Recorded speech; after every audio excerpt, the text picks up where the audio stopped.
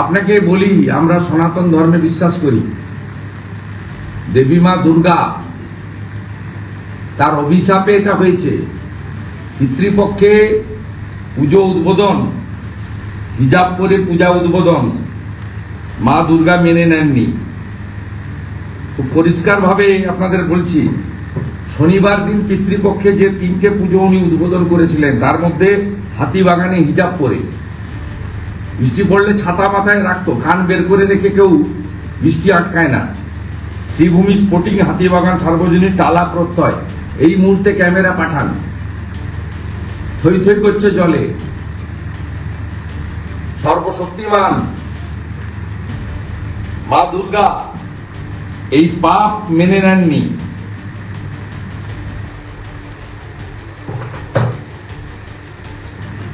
মারা গেছে যারা, তাদের সম্পর্কে কলকাতা পুলিশের কোনো প্রেস স্টেটমেন্ট নেই, এফআইআর নেই। 6:30 বেজে 7টা বাজতে যায়।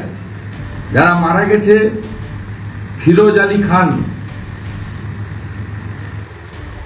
16A Sundari Mohan avenue, Kolkata 14, Beniapukur police station.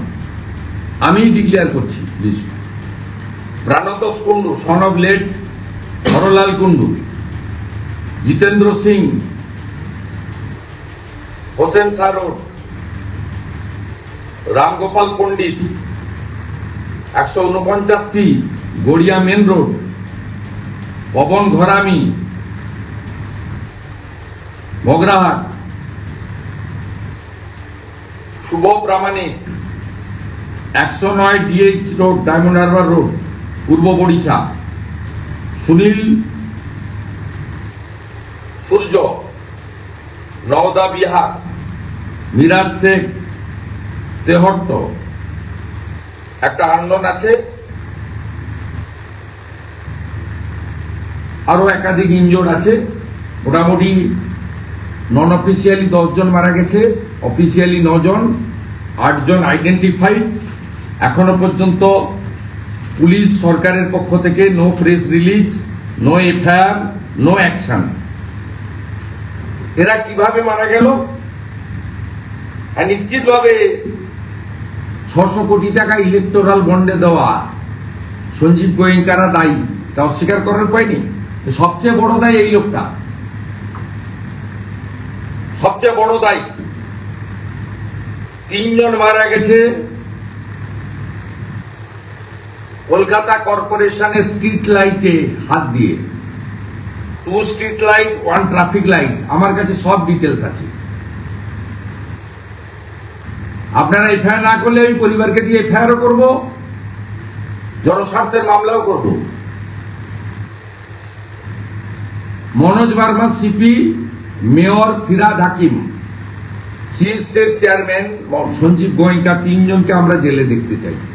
আর মুখ্যমন্ত্রী মমতা ব্যানার্জির পদত্যাগ চাই। 9 জনের মধ্যে 3 জন মারা গেছে কলকাতা কর্পোরেশন যে মেনটেন করে স্ট্রিট লাইট এবং ট্রাফিক লাইটে। সিএসসির সাথে সাথে ইনিও এই হত্যার জন্য, সহনাগরিকদের হত্যার জন্য দায়ী।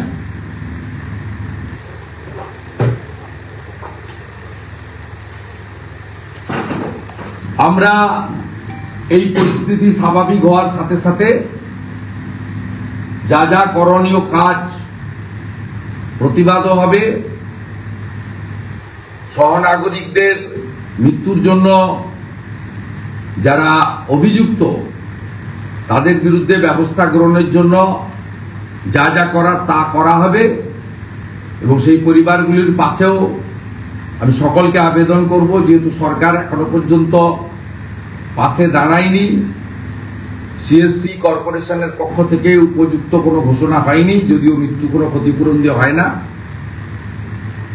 আমি দাবি করব, শুধু মমতা ব্যানার্জির ওই রিড অ্যান্ড রাইটের 10,000 টাকার কন্ট্রাকচুয়াল চাকরি নয়, প্রত্যেকটি ক্ষতিগ্রস্ত পরিবারকে ক্লার্কের চাকরি দিতে হবে গ্রুপ সি, এবং 1 কোটি টাকা করে ক্ষতিপূরণ কলকাতা রাজ্য সরকারকে, 1 কোটি টাকা করে ক্ষতিপূরণ সিএসসি কে এবং 1 কোটি টাকা করে ক্ষতিপূরণ কলকাতা কর্পোরেশনের লোন ফান্ড থেকে দিতে হবে।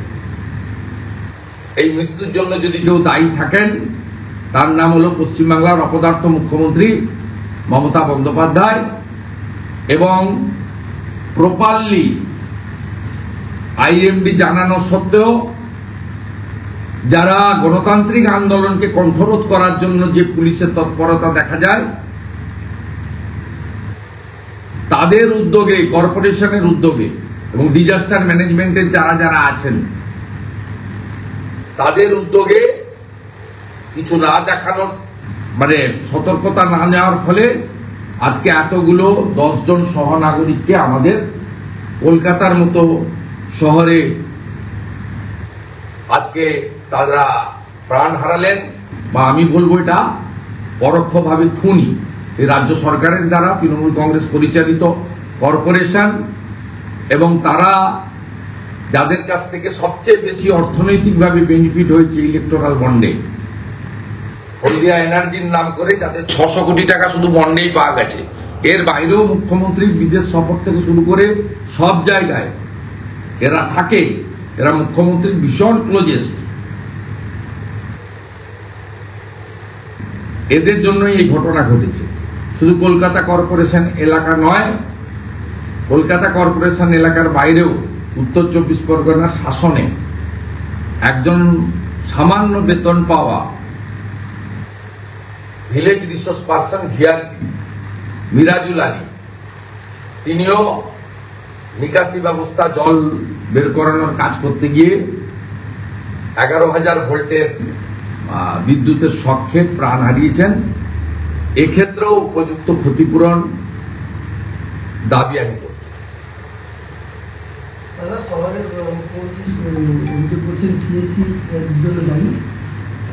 মুখ্যমন্ত্রী নিজে দায়ী। মুখ্যমন্ত্রী কেন প্রেসে জানিয়েছেন যে এটা মানে বৃষ্টি, আকাশ ভাঙা বৃষ্টি হয়েছে, এগুলো পাহাড়ি এলাকায় হয়,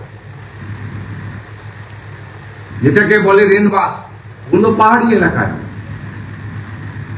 উত্তরাখণ্ড হয়েছে, হিমাচলে হয়েছে, জম্মু কাশ্মীরের একটা পার্টে হয়েছে, সিকিমে হয় মাঝে মাঝে, এখানে আবার কি তো বলে দিয়েছিল IMD, properly inform all concern.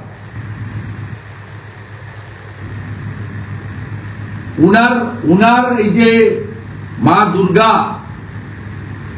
এই যে পিতৃপক্ষে গিয়ে একটা বিশেষ ভোট ব্যাংকে বার্তা দেওয়ার জন্য যেভাবে তিনি শক্তিদায়িনী, রূপং দেহি, যশ দেহি, দিশ দেহি জহি, মাকে যেভাবে মানে অপমান করেছেন, পরম শক্তিশালী মা এটা ভালোভাবে নেন। পিতৃপক্ষে উদ্বোধন এবং হিজাব পরে কাঁচি নিয়ে উদ্বোধন, এর ফল ভোগ করতে হচ্ছে কলকাতার মানুষকে এবং বাংলার। আরো ভালো ভালো খবর দেখতে সাবস্ক্রাইব করুন বাংলা হান্টের ইউটিউব চ্যানেল। বাংলা হান্টের আরো খবর দেখতে নজর রাখুন।